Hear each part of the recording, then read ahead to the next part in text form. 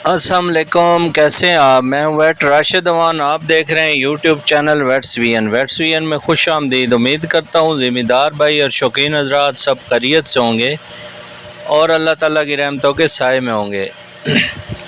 ये एक टेडी बकरी हमारे क्लाइंट हैं, वो लेकर आए हैं एमरजेंसी की सिचुएशन में। तकरीबन रात के टाइम 8-9 बजे रात को क्लिनिक पे आए हैं। हालांकि ईद के बाद छुट्टियां थी, लेकिन इन्होंने कॉल की है और मजबूरी ज़ाहिर की है कि ईद पे हमारी एक टेडी बकरी है, वो बीमार हो गई है और उस बंद हो गई है। छोटा बड़ा पेशाब बंद है, पेट में गैस है और चारा बंद है उसका 2 दिन से।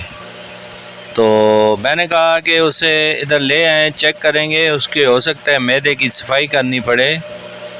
तो बात वही हुई है, जब वो आई है मेरे जहन में था कि इसको एसिडियोसिस हुआ है, क्योंकि इसने ईद पे जो है ना, इन्होंने कोई ऐसी चीज़ें खिलाई हैं, मिसाल के तौर पे चावल है या कोई शीरा वगैरह बचा हुआ था, तो इन्होंने ज़्यादा मकदार में दलिया शलिया कोई ऐसी चीज़ इन्होंने खिलाई है कि जिसकी वजह से इसका मैदा बंद हो गया है। मैदे में जो खुराक है वो सारी रुक गई है और उस वजह से इसके मैदे में जो है ना, वो पानी भी हज़म नहीं हो रहा। और वो बात वही हुई है कि जब मेरे पास पहुंची है, इसको प्रॉपर डायग्नोज किया है, तो ये टेंटिव जो है वो एसिडियोसिस का केस निकला। एसिडियोसिस ज़्यादा दलिया खिलाने से, मीठी चीज़ें खिलाने से, मीठा वगैरह हो गया या शीरा वगैरह ज़्यादा खिलाने से हो जाती है। ये जानवर भूखा हो, उसको ज़्यादा मकदार में दलिया कंसनट्रेट खिलाने से एसिडियोसिस होने के चांसेस होते हैं। तो इसी तरह इस जानवर की हिस्ट्री में भी यही पता चला है कि इसने दलिया बहुत ज़्यादा मकदार में खा लिया था, तो उस वजह से ये बंद हो गई थी।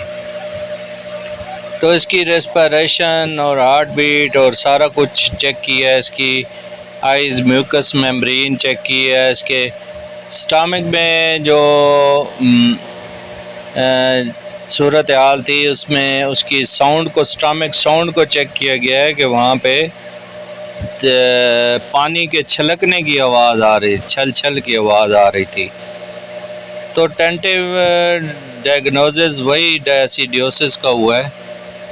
तो इन मेरे क्लाइंट को मैंने मशवरा यही दिया है कि ये बकरी है, शाम का टाइम आप आएँ, इसका जो है वो मैदे में पाइप डाल के जो है ना, इसकी अंदर से खुराक निकालनी पड़ेगी। तो लेकिन ये इन्होंने मेरी इस बात से इत्तेफाक नहीं किया। कहते हैं कि हमारे मेहमान आए हुए हैं और हमने जल्दी जाना है, बस आप चेक करें और ऐसी दवाई दें कि जिससे जो है ना वो हमारा ये मसला हल हो जाए। फिर इसका प्रॉपर मैंने चेकअप किया है, उसके बाद टेम्परेचर लिया है। इसका टेम्परेचर नॉर्मल था, लेकिन यह है कि 1-2 दिन से इसने खाना पीना बंद किया हुआ था और इसका छोटा बड़ा पेशाब दोनों बंद थे, यानी कॉन्स्टिपेशन भी थी। तो बहरहाल इसको फिर मैंने इसका सिम्टोमेटिक ट्रीटमेंट किया है, इसको नर्व टॉनिक्स लगाए हैं, इसके अलावा इसको एंटी एलर्जिक और लिवर टॉनिक इंजेक्टेबली सब लगा दिया है इसको। इसके अलावा इसमें जो लिवर टॉनिक इंजेक्शंस आते हैं सब लगा दिए हैं। इसके अलावा इसको तकरीबन 4-5 किस्म के इंजेक्शन लगाए हैं ताकि जो है ना इसका जो मैदा चले, और एपिटाइज़र के तौर पे इंजेक्टेबल भी इसको लगाया है। और उसके बाद इसको ये बताया कि आज रात आप ये गुजार लें, आप लोग जल्दी में, अगर सुबह तक ये ठीक होती है ठीक है, नहीं तो सुबह फिर दोबारा क्लिनिक पे ले आएँ और दोबारा इसका जो है ना वो हम इसकी रेमोनोटमी करेंगे थ्रू जो प्लास्टिक पाइप। तो ये इन्होंने कहा ठीक है। फिर मैंने इनकी प्रॉपर ट्रीटमेंट की है और दोबारा इनको बताया है। और इस तरह के केसेस में अक्सर लोग जो है वो देसी नुस्खे वगैरह देते हैं।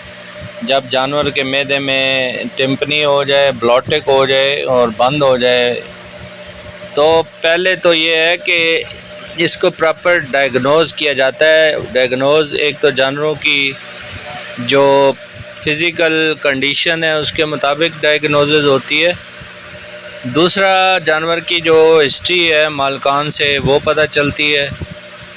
तीसरा नंबर इसका डायग्नोज करने का ये है कि इसके स्टमक में जो है वो लॉन्ग नीडल मार के उसके बाद इसका रोमन का सैंपल लेके और इसकी पीएच लेवल चेक की जाती है।